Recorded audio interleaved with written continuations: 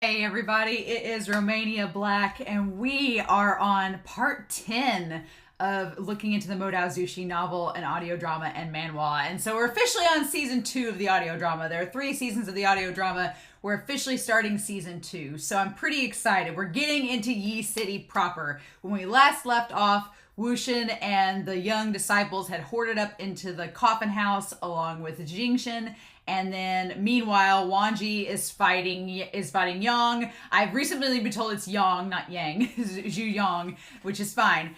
So that he's fighting Yang, and then we're getting into about to do empathy with A-Qing to see her past and to see everything that basically happened in episode 3 of season 3 of the donghua. So I'm pretty excited because a lot of you when episode 3 came out of season 3, a lot of you said that they had reorganized things, they had changed things to condense it into one episode, which it was a great episode, but it was very condensed. It all just happened so quickly. And so this episode alone of the audio drama is nearly an hour. It's 50 minutes. So that's all I'm going to be doing today is doing this. There's no extras today, just the first episode of season 2 proper. So just an hour into it, and then we'll talk about it. So along with the manhwa. So it may not be as long as my other reactions this week. It depends on what we talk about. I've got a piece of paper to make notes as we go to see what all is different and everything. But I'm really excited to start out this season 2 of the audio drama and just see what all is happening. Now, this covers chapters 38 through 40. So we got about halfway through chapter 38 in the novel last time, and so this finishes up chapter 38 and then does chapters 39 and 40. And I'm looking ahead, and the next couple of videos are dealing with, or the next video is just gonna be chapters 40 and 41. So I guess they're pretty long chapters, but it's Yi City, so what can we do? But in any case, I'm pretty excited, y'all, to get into this and to see what all changes to start the new season. I'm pretty excited, so let's not waste any more time, shall we? We are going to jump into, that bugs me. We're going to get into this episode and see what all happens. So with that being said, let's dive in, shall we? We are going to start chapters 38 through 40 of the novel and audio drama, season 2, episode 1 of the audio drama. And we're going to start that here in 3, 2, 1, and let's go.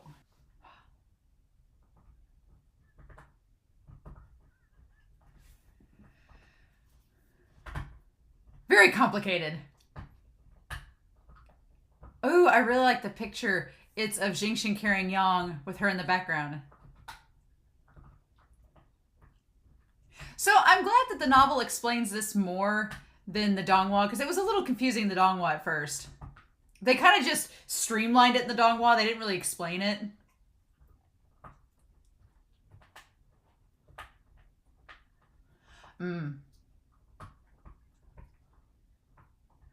Huh. So yeah, in this case, Wushin is basically she's gonna possess him so that he can see her memories.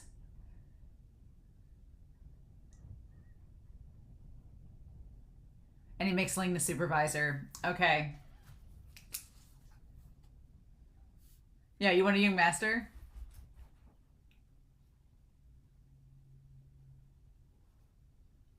All right.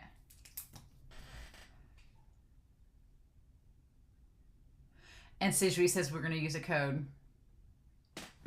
Okay. With the empathizer, I like that's called that. The silver bell.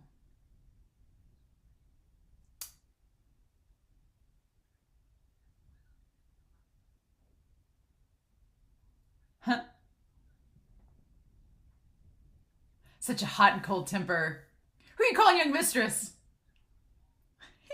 We don't got time for this.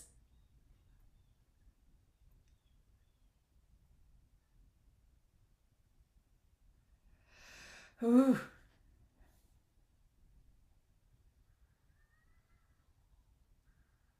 Okay.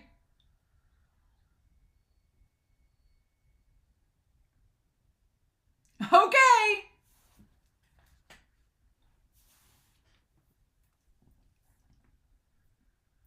No problems. And like all ramps up.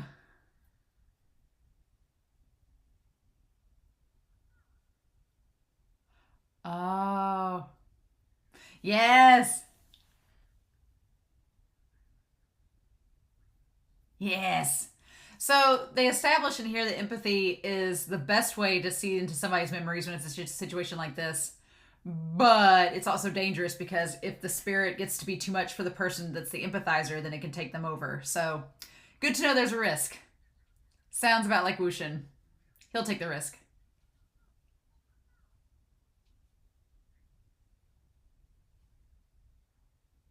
Hmm.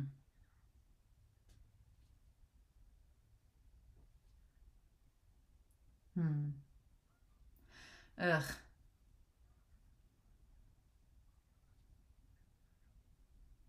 Gee, thanks. Ugh.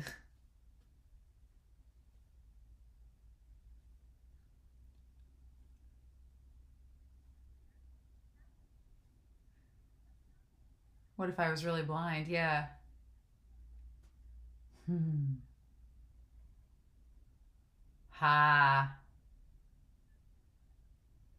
Oh, cool. So this is all going to be from her perspective, even though Wushin's inhabiting her body, or even though she's inhabiting Wushin's body.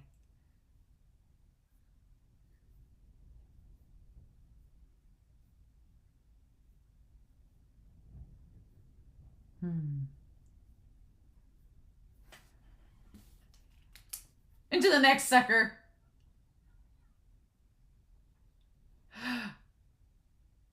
Oh, his voice sounds so good. Ooh. I'm fake blind. He's real blind.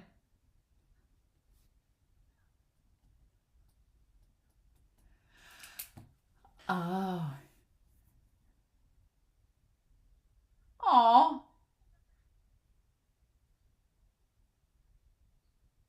Aw.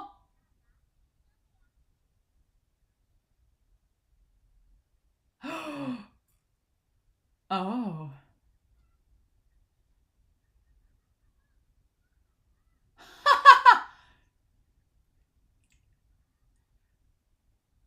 Oh.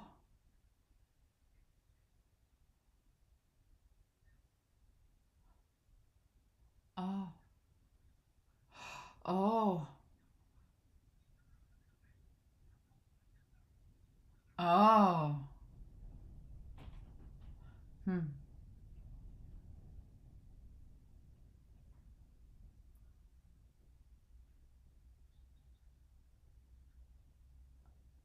Two filthy blind people. Ugh. Aw.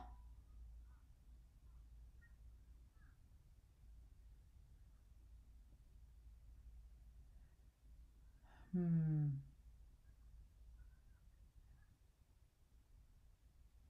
Hmm.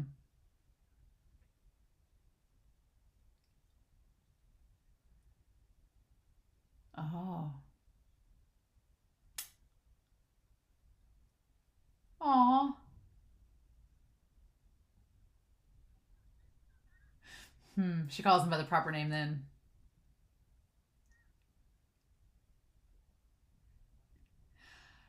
Oh, but don't steal anything else. Aw.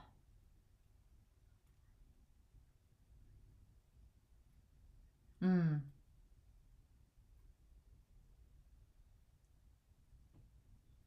Aw. Aw. Do you want to be a female cultivator? You're tall and I'm small. We can protect each other. Aw.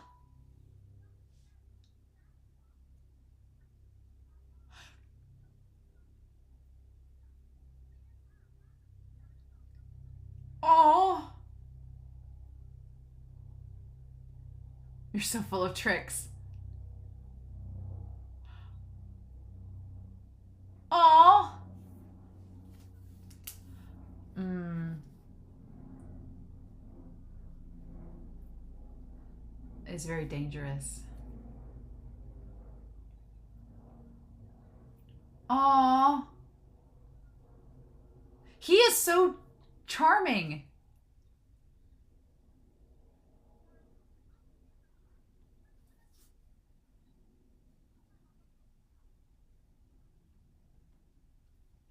Oh. La la la la. Oh, he's so charming and cute. I love XingChen already. Oh.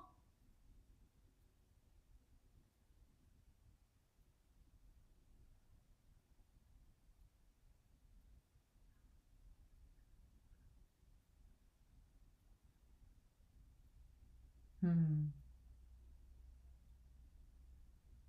Okay.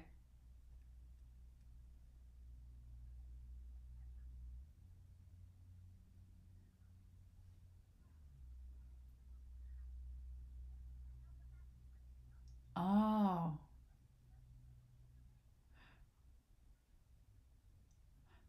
Without pay.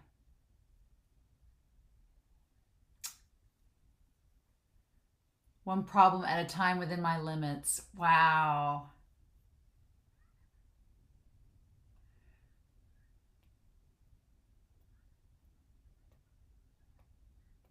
Is that where she knows Yang?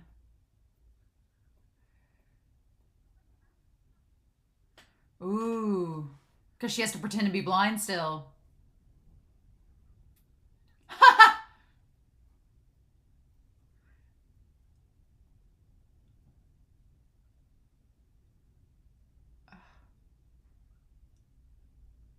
Why can't I smell it?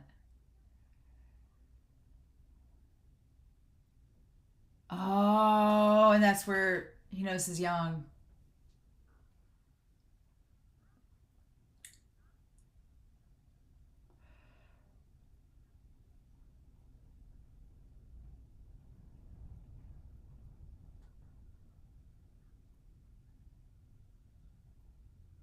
Hmm.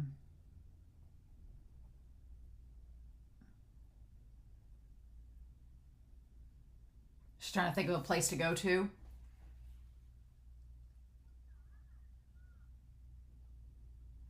Oh, he's more wounded than you. I have to carry him. Oh. She's like, dang it, I wanted him to carry me.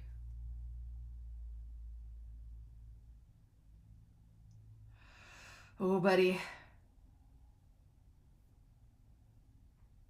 And it's like the visual here of him carrying him. The coffin house. Oh my gosh. And that's where they're going to settle here, and that's why her ghost and everything. Oh my gosh. Creepy.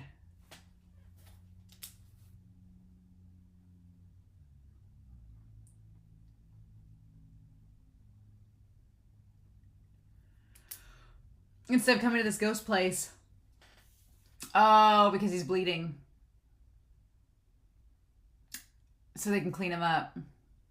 And they can stay there and eat. Yeah.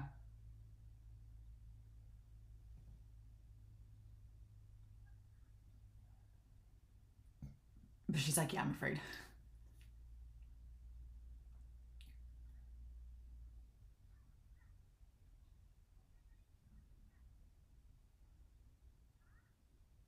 Ah.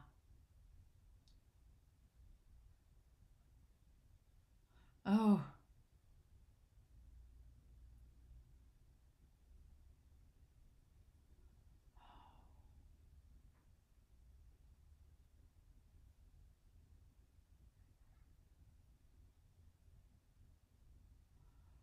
Huh.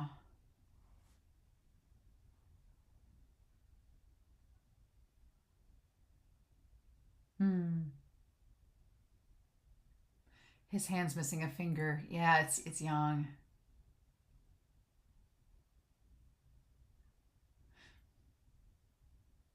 Not as good as XingChen. Yeah. He's handsome, but not as handsome as XingChen.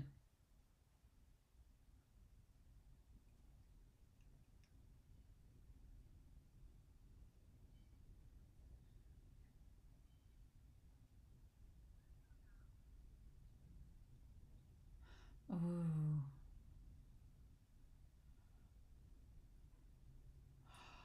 I won't harm you, I'll save you. Ah.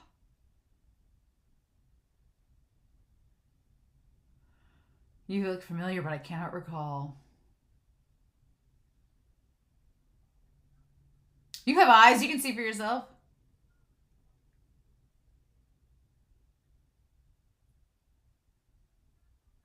And you're still so mean.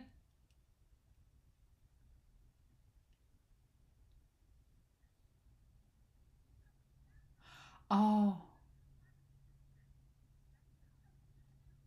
Yeah. It's not his wish to be blind.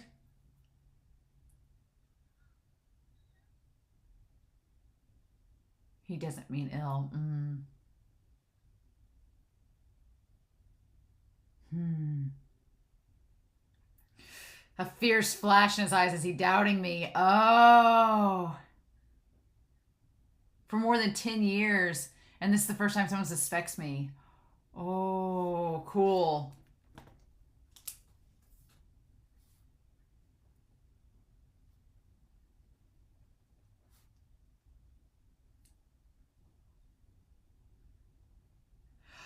Can change his face faster than flipping a page. Oh, cool. This is a sinister person. Cool.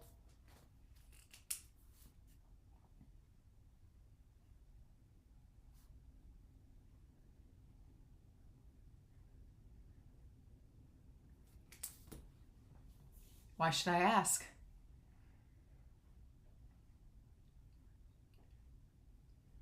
Hmm.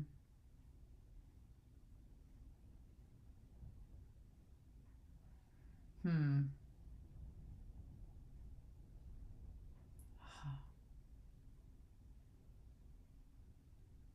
Interesting.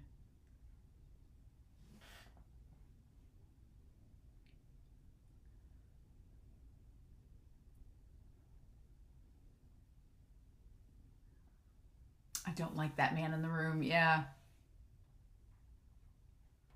So he's healed, he'll leave. Yeah.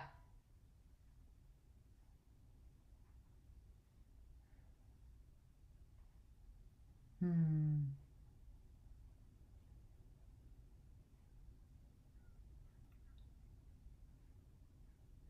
She was sleeping in the coffin. Oh my gosh. Take my coat. Oh. Oh. XingChen is a cinnamon roll.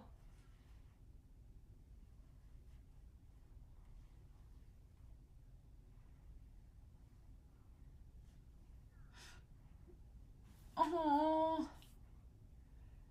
He's so sweet, XingChen is. But he left her all alone with him. Oh.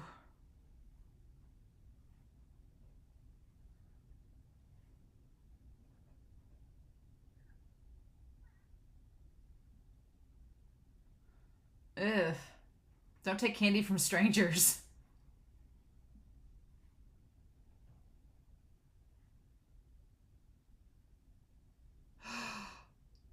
Oh, that's creepy. That's creepy.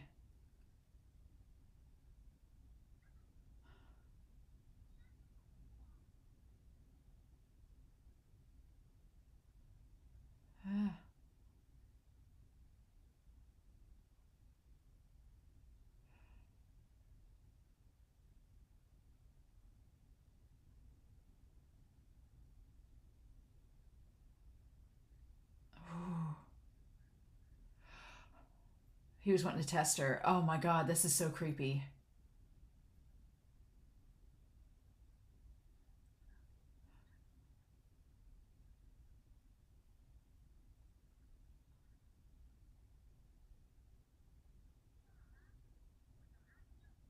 A-Qing. A-Qing.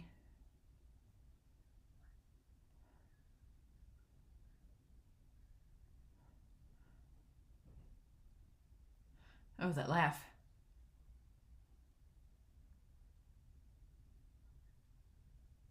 Ah.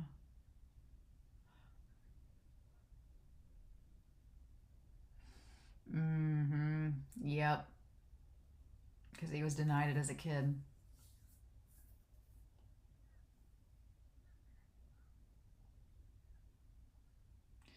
Ugh.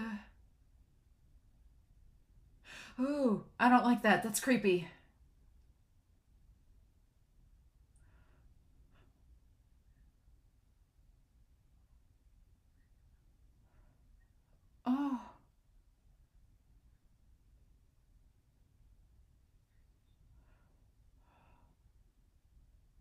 Oh, that's creepy.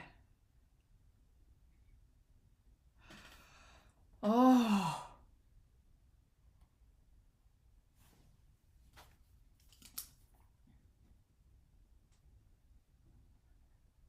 Hmm.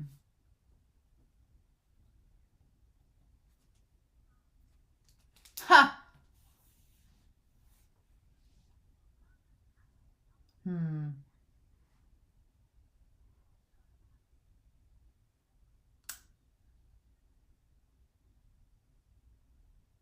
Ah, so he's a cultivator. Oh, she's figuring it out. Cool. Cool.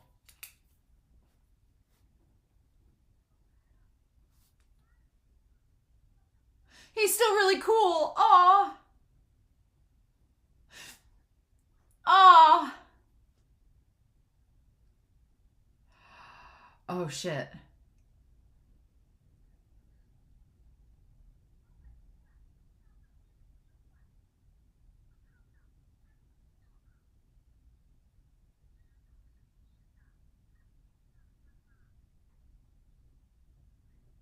Hmm. Oh, no.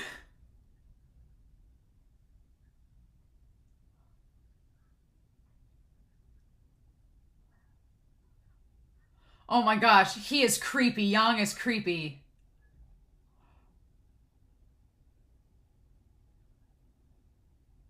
Oh, oh, this is so scary. I don't. Oh. Like a dang horror movie. Ooh.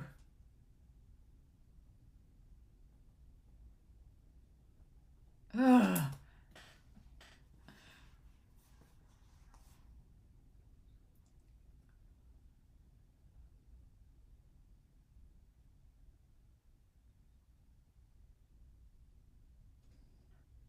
Willie, though.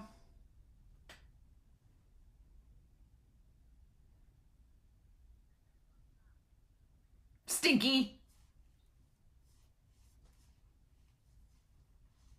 Hmm.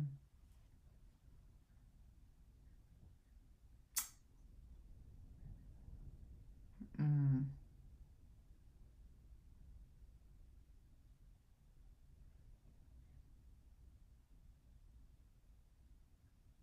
Hmm. While he investigates. Hmm.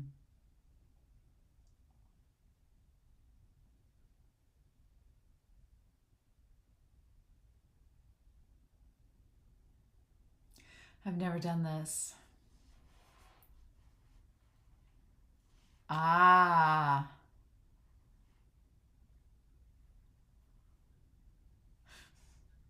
Oh.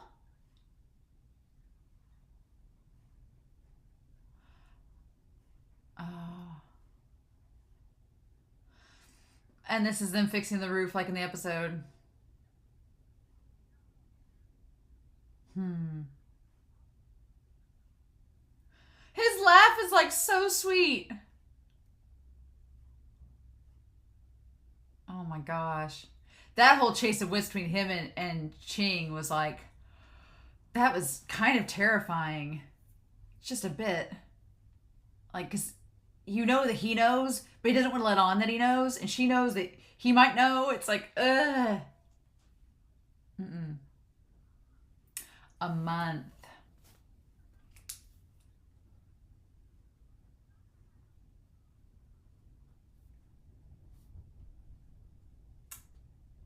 Hmm. I still think he's not a good person. Hmm.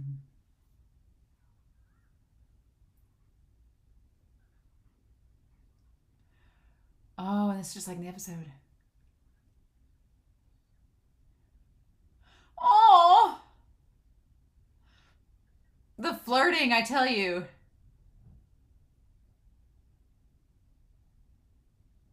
Oh, so she did let him go with him. All right, my ass. So he did let him go with him.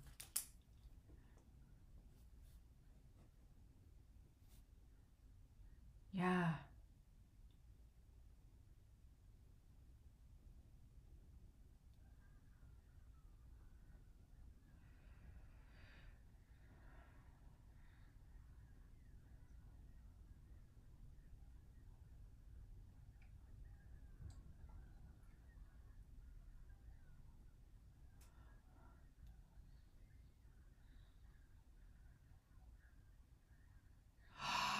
And that's the corpse powder.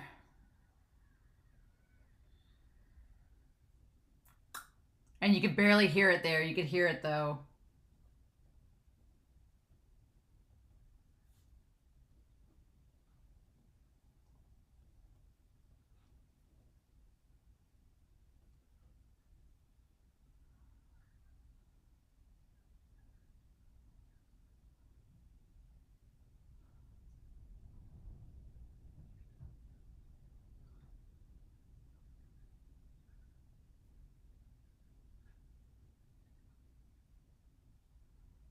Oh.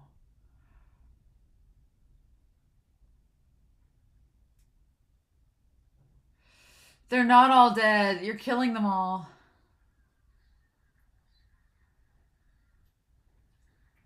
Oh my gosh. And all the signs were there. Damn.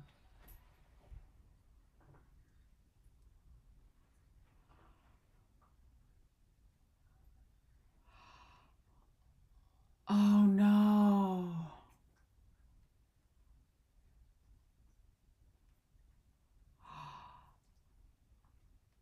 Oh, she knew. Oh.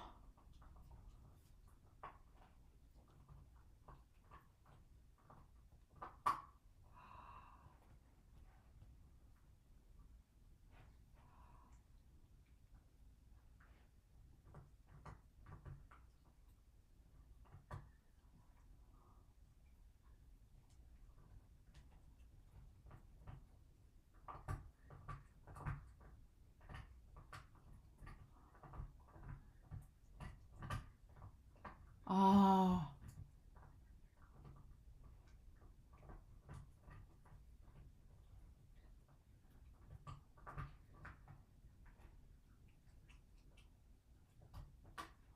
Oh. Oh.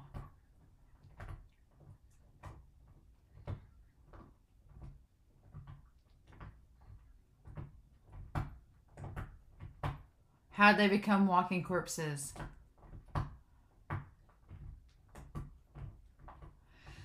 As long as he didn't kill anyone. Oh no. Oh no.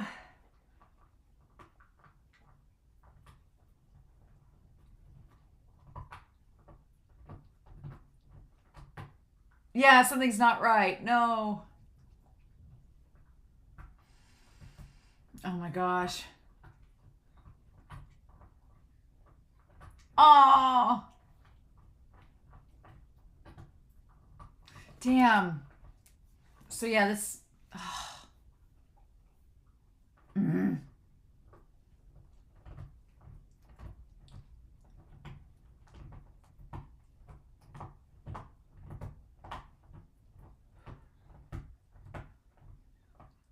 Hmm. Hmm. Oh.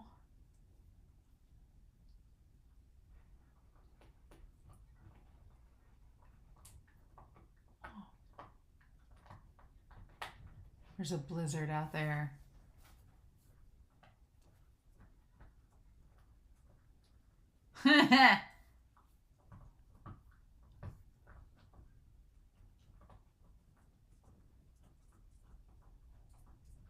Ooh.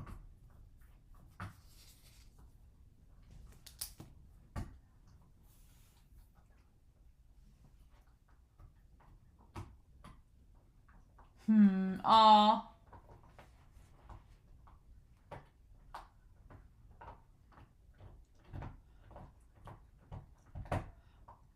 It's our only basket.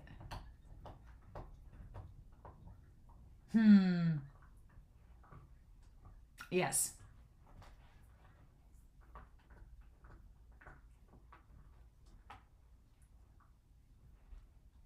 No one's ever told me a story before. Oh.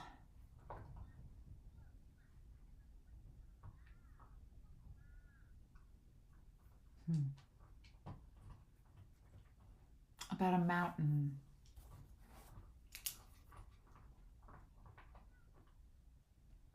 No.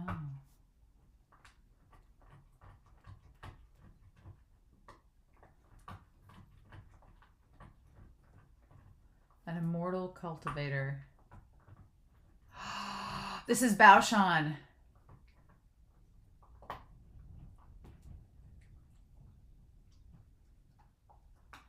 Oh, wow. Wow, don't bring the troubles.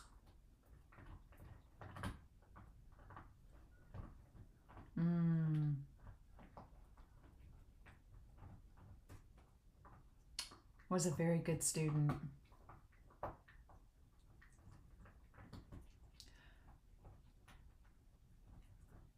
Oh, wow.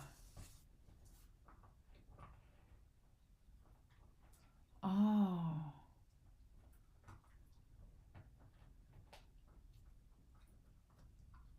Oh, wow.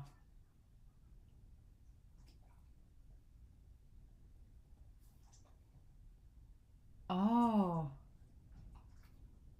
Heard she was beautiful.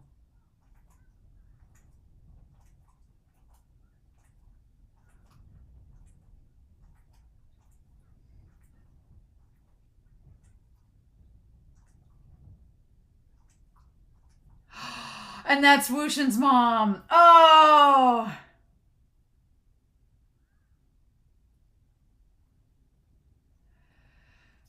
Oh, for a lowly servant. Oh.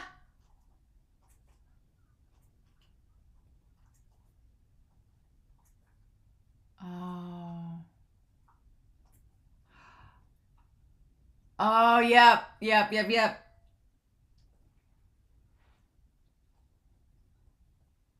Oh. Mm. Even their son's name is so horrible. Oh, wow. I'm not a good storyteller.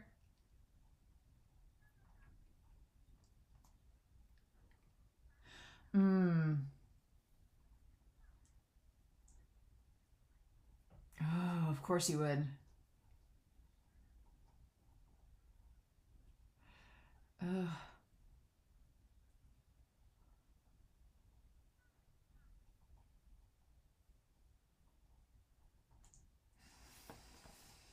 A very good friend. Oh. Better than me. Oh.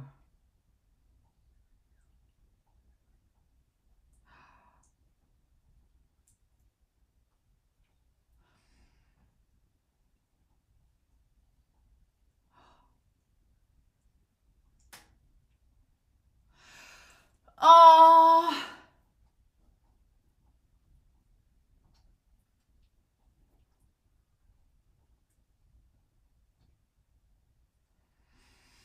Yang, oh my god.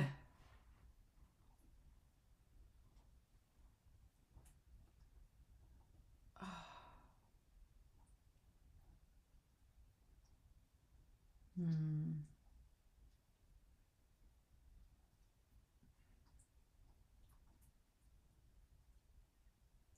Hmm.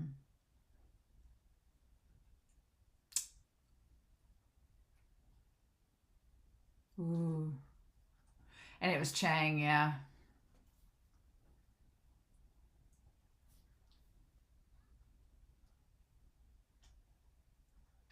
To deliver the letter.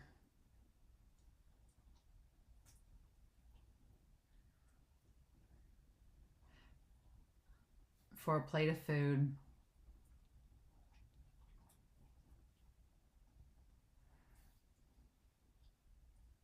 Was something he earned on his own.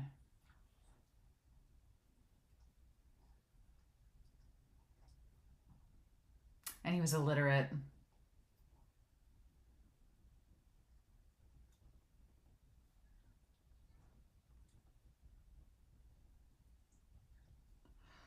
Oh. Oh.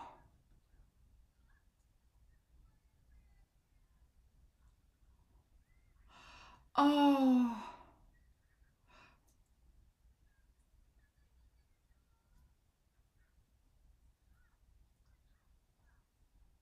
Oh.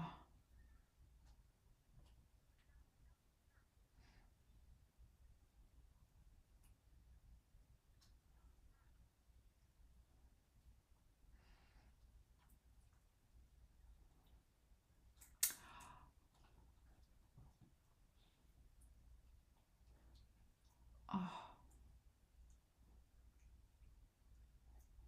Wow. Yeah.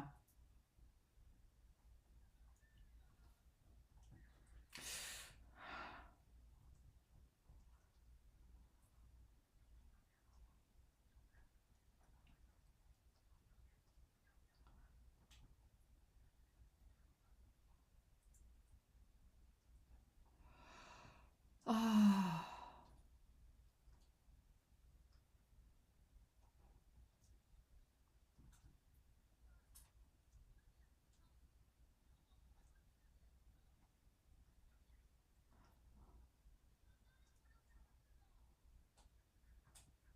Oh. That's so awful. Oh. Oh. Oh my gosh.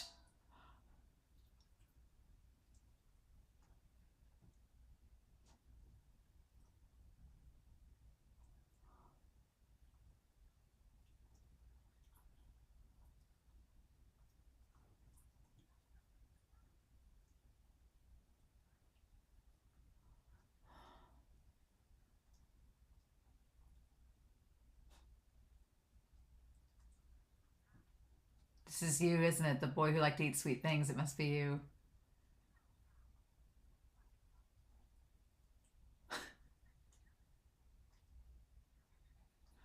Oh. And then XingChen's listening, though. There is no next. Mm. Oh. Oh.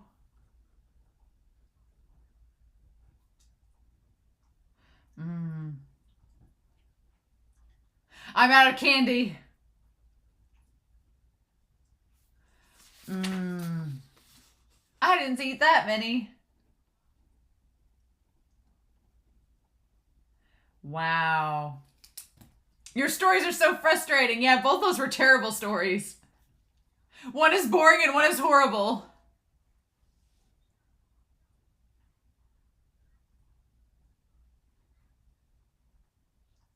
Mm.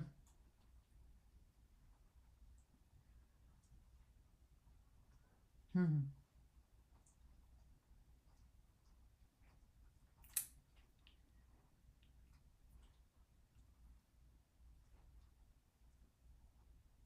Oh, you can hear the sound of him walking in the snow.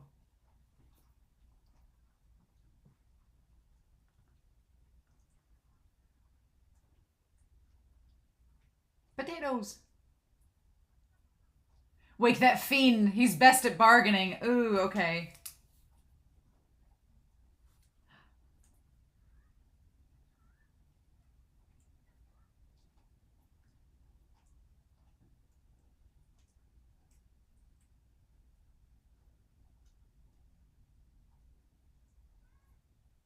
Aww.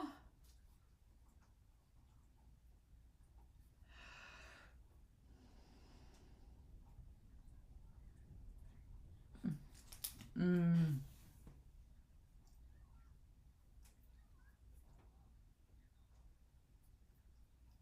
Aww.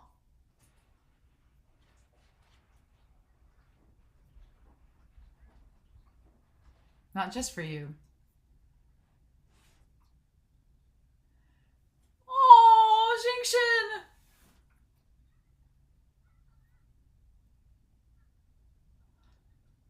Would you look at the attitude of his?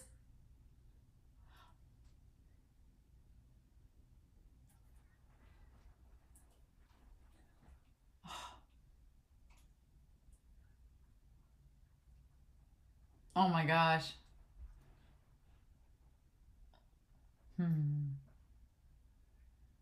Oh my gosh, that this is so much better than the donghua. Actually. Oh my gosh. I love this.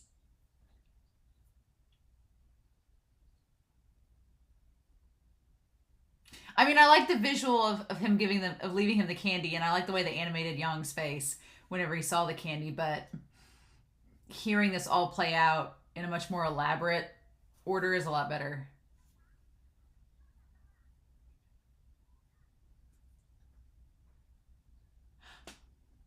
Oh.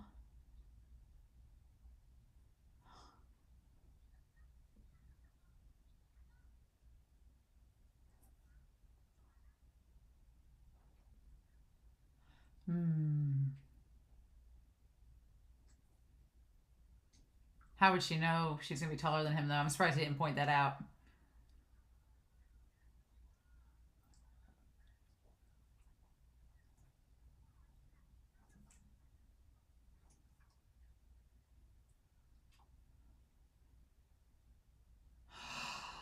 Oh.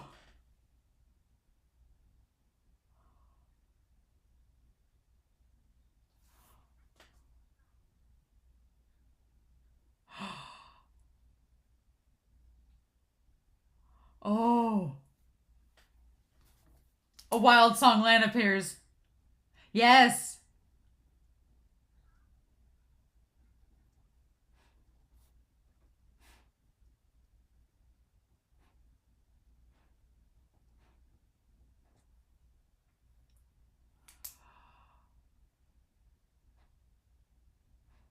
Oh.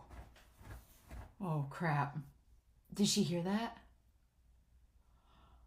Yeah, she did.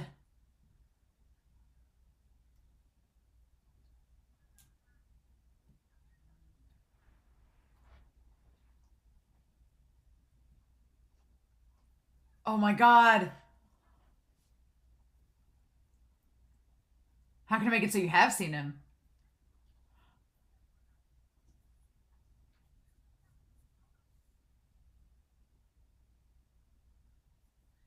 Oh. Hence we're ugly.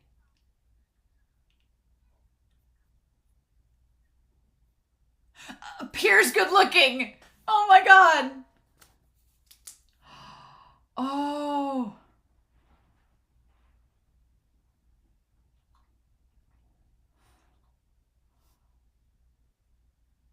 Oh my god. Oh, my heart.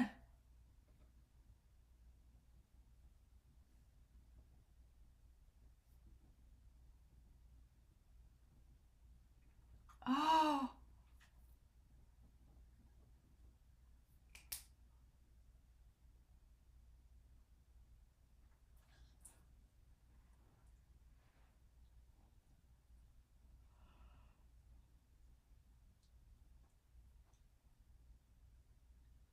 Oh my god.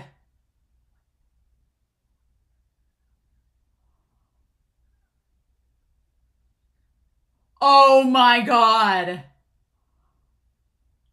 Oh no.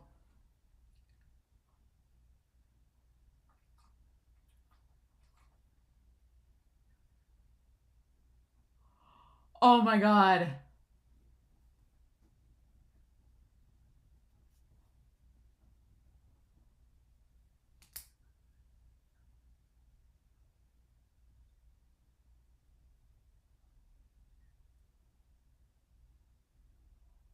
Oh my god.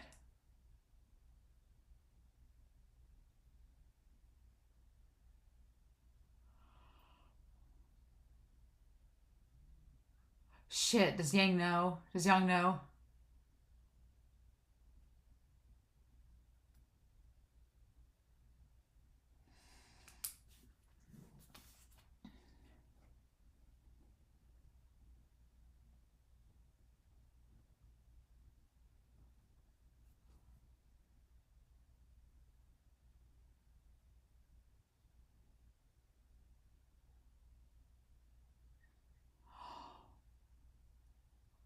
A few years back.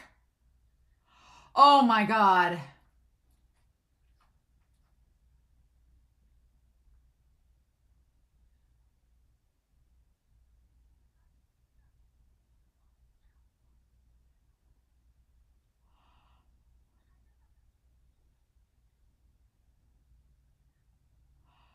Oh my gosh.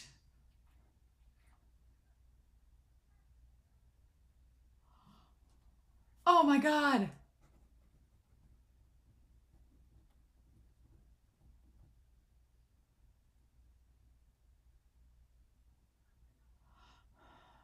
Isn't happy alone.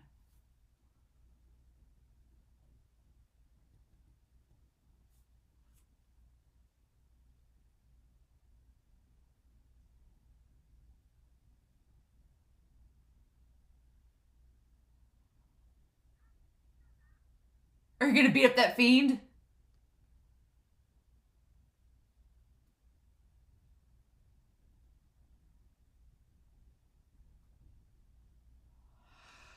Oh my gosh.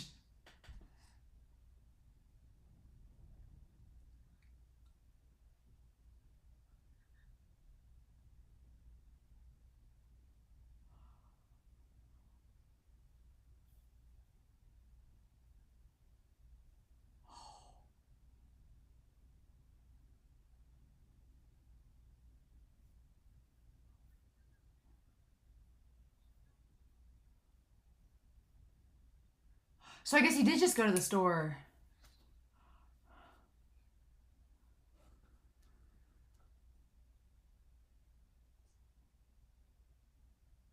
Oh, you're kidding! No! No! Oh my gosh!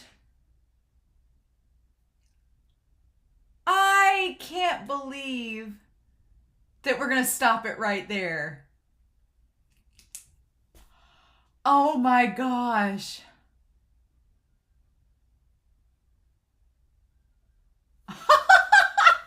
This was so much better than the donghua. This was better. I love that episode. I love episode 3, but oh man. Oh. Oh, buddy. Okay. So I debated if Yang had sensed Song coming, but he hadn't. They just drew straws, and then he was like, no, no, no. He's like, never mind. He's like, no, it's fine. But Song can see and sees that it's Yang, and it's like, why has he been with him? And it's been for years. Not just months. Years. Oh no. So yeah, I think Yang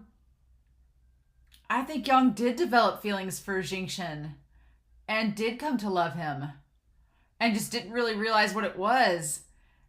But XingChen's always loved Song, and Song clearly loves XingChen, and he's like, oh my God. He's like, what has been happening? Why is the love of my life with this man that poisoned me?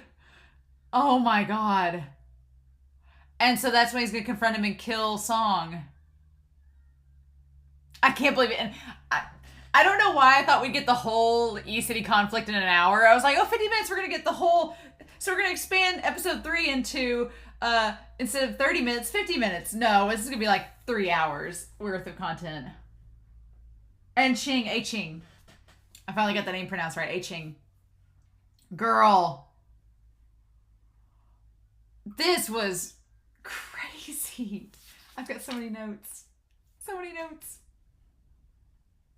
The voice of Song, like the breathing and like him like trying to rationalize, because like that's horrifying. That's like terrifying to know that the love of your life has been spending all this time with this serial killer, basically. And you know what he's capable of, and XingChen has no clue who it is. Oh my gosh. Oh my gosh. This just the tension and how Song was, and like his horror and the storytelling at the beginning when Yang was testing A-Qing. Oh creepy. Just the vibe is so creepy. The voice actor for these three, well, for her, for A-Qing too, but the voice actor for XingChen and Song and Yang are just like, they're so good. Those voice actors are so good at portraying all this emotion. And XingChen's like a friggin' cinnamon roll. I love him. And I have to talk about that, about Beauchamp. We're talking about the people that they talked about with Beauchamp. Interesting. Oh my gosh, though. So, I'm assuming we're going to get a preview of the next set. We've got like a minute left. Or we're getting like a preview. I know we're not going to get subtitles for the preview, but I want to hear it so badly. I just want to hear it. Oh my gosh, y'all. I'm floored. So floored. This is great.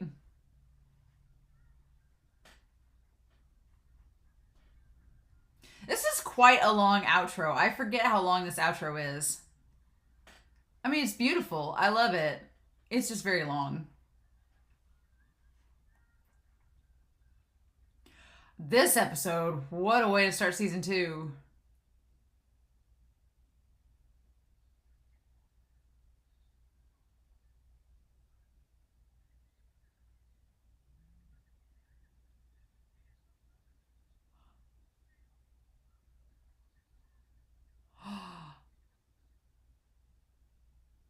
Oh, shit's going down. It's going down. Oh my god.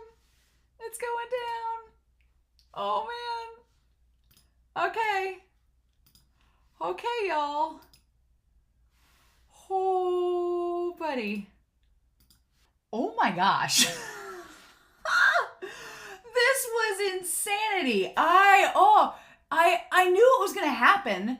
But just the way that the audio drama handles it and the way that the novel expands upon it, the tension that is created between all of these characters in this is just, the audio drama was so good in this. Just like, because I knew going into this, okay, things are going to be worked around and it's probably going to be expanded upon. And it has been, like, a lot. There's a lot that's expanded upon with these characters. And we get to spend an hour with them, getting to know XingChen and A-Qing and A-Qing and Yang.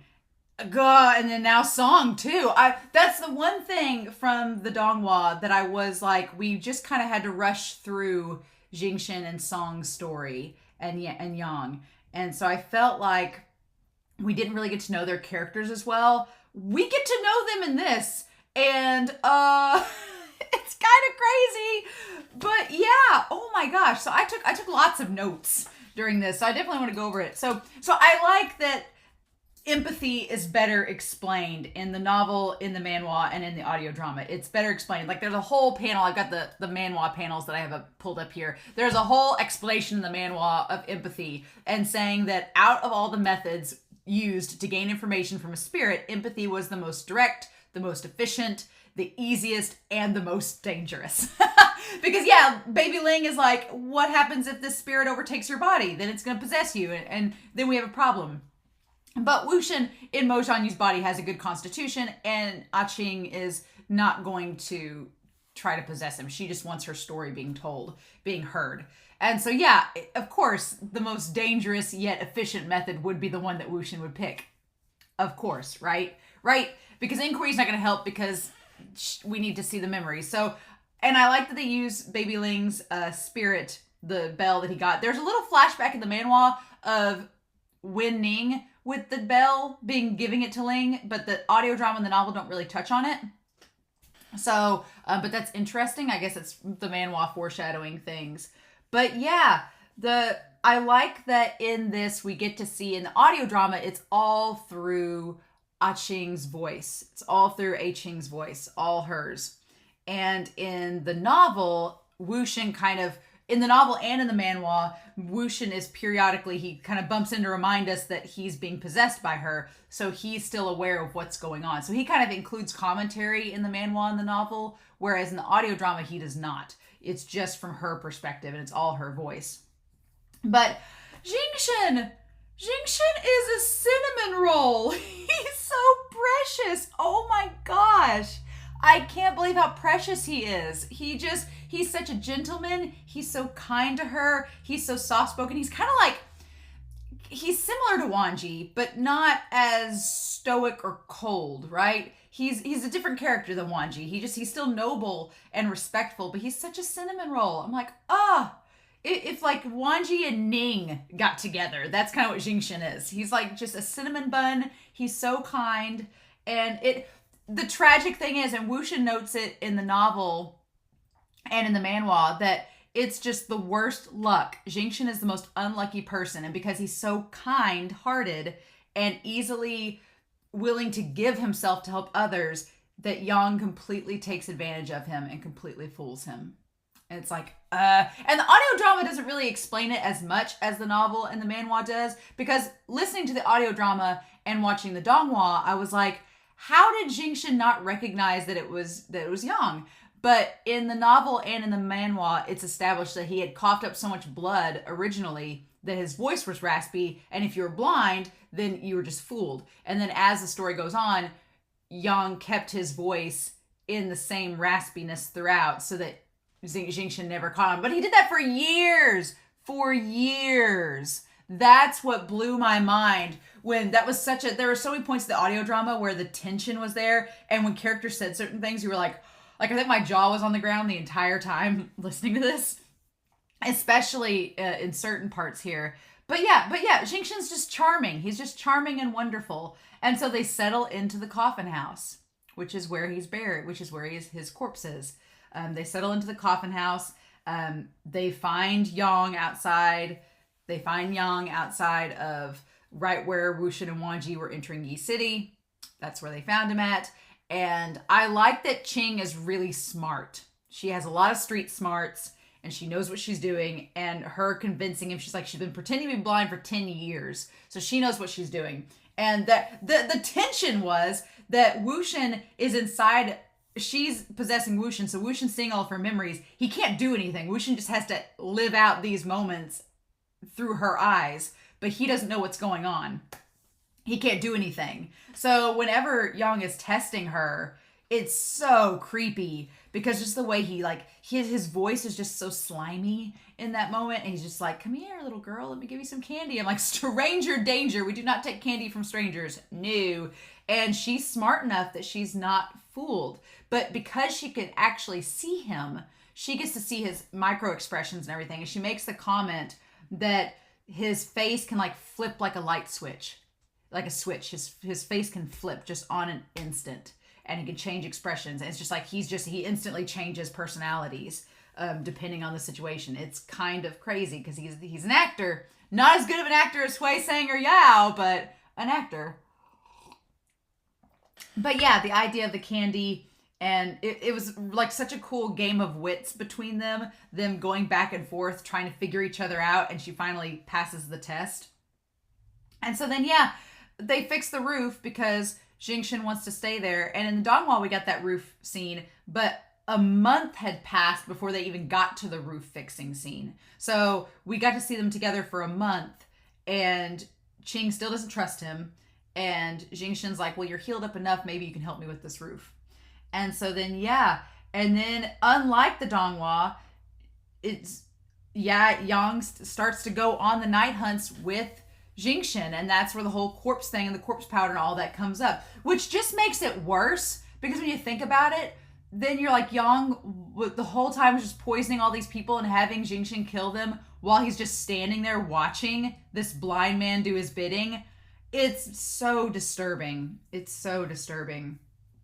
And then, yeah.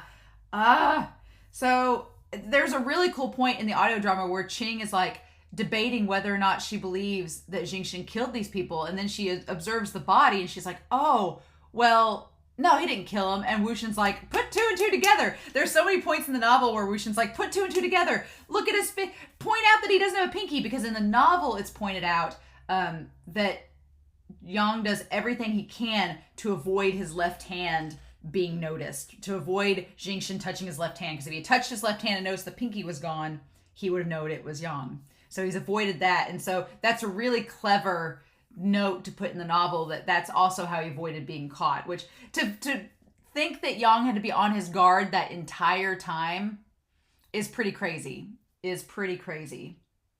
But yeah, and then we have, so telling that time is passing, we have the idea of it being winter, and they tell the stories. And I love this moment where XingChen's like, I'm not really a good storyteller, so I'm kind of embarrassed. I'm not good at this. And so he tries to tell a story about the immortal mountain. And because we get to know more about Bao Shan and him being one of Bao Shan's disciples, and that once you leave the mountain, that Bao Shan had just become weary of the world and just wanted to kind of seclude herself and not be bothered by the sin and trouble of the outside world. And she's like, once you leave, you can't come back, because then I don't want you bringing any of that baggage and that drama back here. No, this is drama-free zone. Don't you bring any of that back with you. And like Qing knows, she's like, well, it'd be very tempting to leave because it's the whole world out there, right? So they say that the first person to leave, they described them becoming a villain, and that their personality completely changed once they left, and they ended up dying by 1,000 swords. And the audio drama doesn't give them a name, but in the novel, we do get a name for them, and that is Yanling Daoren. Yanling Daoren. That was the first person that left, and that was killed by the 1,000 swords. And then the second person that left was a beautiful woman who married a lowly servant. And that was Zhangxi Sanren, which would be Wuxin's mother. In the audio drama, I mean, it's told in all versions that they both died. I was so mad because in the manhua, they don't even tell XingChen's story. XingChen's story isn't in the manhua. They just cut straight to Yang. And I was like, you're not going to show us a picture of Wuxin's mom? No! But he doesn't. They skip it in the manhua, which is very sad. I was very sad about that. That the manhua skipped that. But in the novel, Wuxin, they don't reveal that the woman was Wuxin's mom. And Wuxin makes note that he's glad that XingChen doesn't bring that up, because if Qing knew that it was the Yiling patriarch, she'd probably be mad that she's possessing his body. In the audio drama, they do bring it up. So there's that little continuity, that little, I guess, to point out that, yeah, it's Wuxin, because we don't get Wuxin's inner thoughts like we do in the novel. So they have to bring up that it's the Yiling patriarch's mom. Interesting. Yeah. And so I do want to make note that in the novel, when we're introduced to XingChen, there's a really cool description of him that it shows that his lower face looked handsome, but it was also emaciated, like he hadn't eaten in a while, because he's not been getting paid for doing all the night hunts. He's just been wandering around these cities doing stuff for free, and so his face looks thinner. But then it says that he had 4 bandages across, not just one, 4 bandages wrapped around his head, and there was a tinge of blood underneath them, which is kind of creepy. Such a creepy imagery that there's always like a tinge of blood underneath his eyes. Ugh. But it's described that he is very gentle. That he's gentle. And it also makes a lot of sense now, because in the novel, Wuxin realizes, he's like, well, of course, Yang was able to really imitate XingChen because they were around each other for years. So Yang was able to parrot him because he'd been following him around for years and knew exactly how he acted. And Wuxin makes note, he's like, wow, yeah, he was a really convincing XingChen. He really knew how to act like him because he's been following him for years and would know. And the idea that he's hopefully unlucky. And so as we get into Yang's story about, right before we get into Yang's story, there's some really cool discrepancies between the novel and the audio drama. XingChen talks about Song Lan and like has a little smile on his face. He's like, oh, this man was noble. He was better than me. It's like, oh, it's like, oh. And I love in the novel the way that they describe that Yang, he gets jealous of Song. Like he gets really jealous of him. Like he's very jealous that XingChen has this high view of him. And so he's like, oh, well, he's never been able to find you after all these years. And he just taunts him. And I love the line that Wuxin says. He goes, what an insidious knife. Like describes Yang as an insidious knife. They just twists it. It's like, it's so, and there's also a line in the novel that I love. And the line that villains tend to outlast heroes. That's such a good line. And that Wuxin laments not being able to help Jing control her actions. When they find the corpses, they don't say this I don't think they said this in audio drama until like later on, but the tongues had been cut out of the corpses so that they could only make howling sounds like they were already dead. And so that also helped lend to XingChen killing them, because he heard these people howling. They had the corpse powder on them. He thought they were already dead, so he went ahead and killed them, but they weren't dead yet. They weren't dead yet. It's crazy. It's crazy. So yeah, so then they talk about Song Lan for a little bit, and then Yang tells his story of the Chang man who asked him to deliver the letter and in exchange for a plate of pastry. And he describes himself as just being hungry all the time. That's why he coveted the candy, because he was just always hungry growing up as a kid. He was an orphan that didn't have anywhere to go, anywhere to live, and he was just struggling for food. And he was illiterate. He was illiterate at the time. And so that's curious. I'm curious to know when Yang figured out how to read. But at the time as a child, he was illiterate, and he wanted to also earn his own food. So he took the job of delivering the letter because he wouldn't be stealing the food, he would earn it. And it's like the no good deed goes unpunished, right? He delivers the letter. The man beats him up, which I'm like, the kid was just delivering a letter. Why are you beating up a kid? And then when he goes to find the man, and the man's obviously gone because he wasn't going to stick around after that, then he beats up the kid again. I was like, Yang can't catch a break. But yeah, and then Yang was left with nothing. Now, he ends the story where he finds the man again, but that's where he stops the story. So it's like, what did he do to the Chang man? But he says that's where the story ends. And XingChen tells me, it's like, don't dwell on the past. You're in good shape now. Just go with the present, which is so ironic, because then we're going to see Song in a minute, and Song is very much dwelling on the past and how Yang is. And so it's so curious. But yeah, in the audio drama, the scene has changed a little bit. XingChen goes out after the story that Yang tells, and he gets the candy, and he brings it back for Qing and for Yang. And in the audio drama, they both wake up and see the candy and talk about it, because it's an audio drama. You need some way to tell. You can't see the candy or read about it, so you have to know that it's there. So they have to talk about it. But in both the manhwa and in the novel, XingChen never gives them the candy while they're awake. He leaves it by their bedside.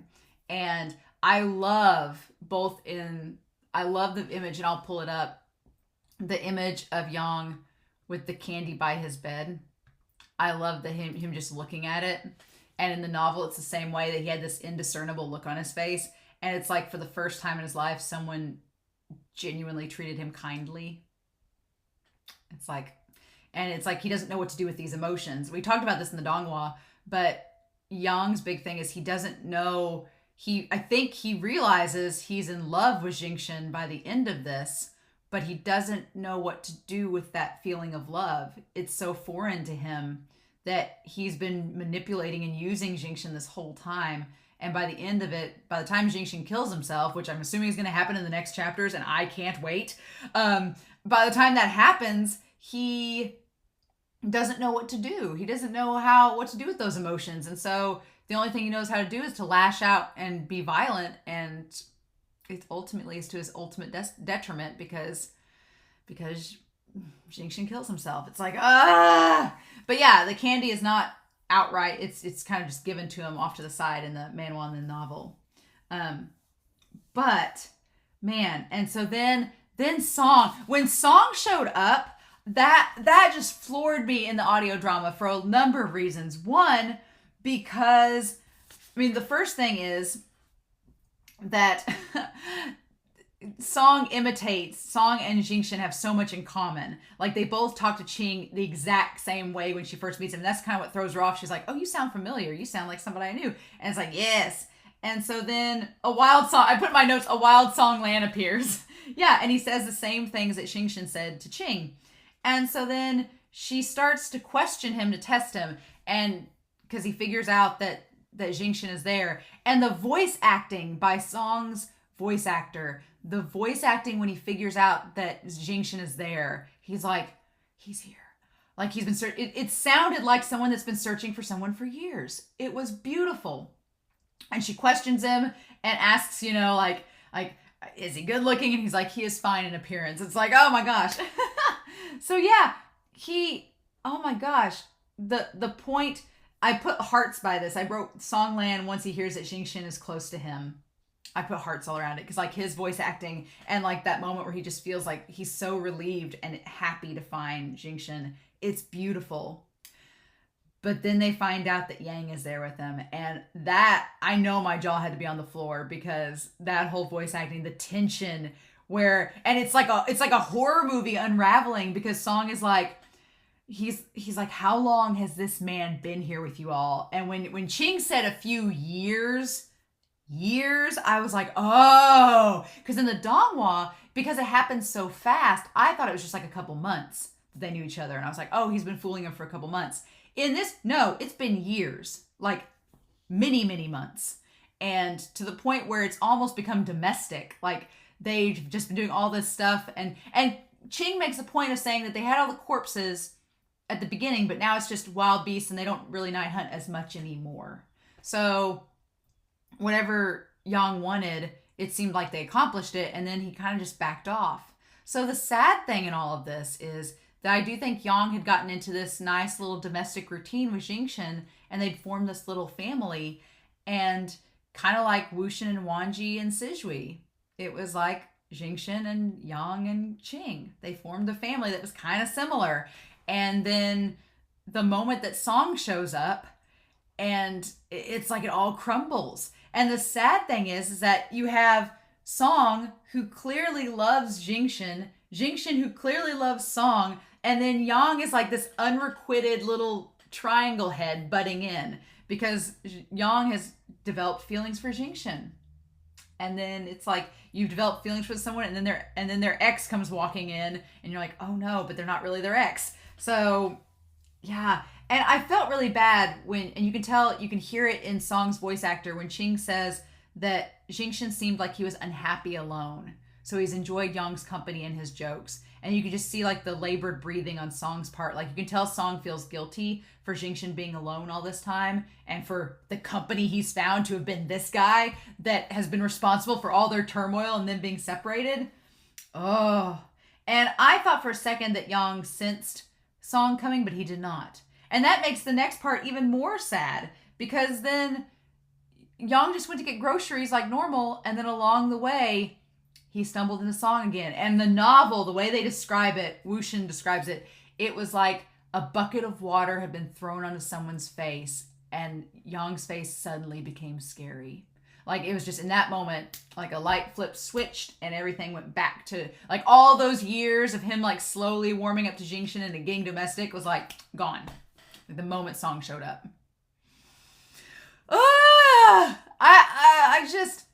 I want to watch it now. I want to listen to it now. I don't think I can wait a week. Oh my God. This was so good. This was so good. This has been my favorite episode of the audio drama so far. This one's been my favorite. It really has. Next week's going to be hard because next week we're doing chapters 40 and 41. The rest of 40 and 41, there's only 2 chapters in that episode. And so you know that it's going to be pain. I'm not ready for it. I'm not ready. I'm curious now, though, because don't spoil me. But obviously Yang is going to go out differently because the audio drama and the novel and the donghua are so different. So I'm curious to know how that's going to go down. But, this episode was so good. This was so good. I loved this. There's no extras to watch in this one, but I'm so excited for next week. It's going to be so much fun. So I'm curious to know what you all thought down below. Yi City has not disappointed. Y'all told me Yi City was great. The Yi City arc has not disappointed so far. This has been so much fun. So yeah, and we still have to get to it in the Untamed too. So I'm so excited. But in any case, I'm curious to know your thoughts down below. I hope you all have a wonderful week. Please stay safe, take care, and yeah, I'll be back next week with chapters 40 and 41 of Modao Zushi. Bye.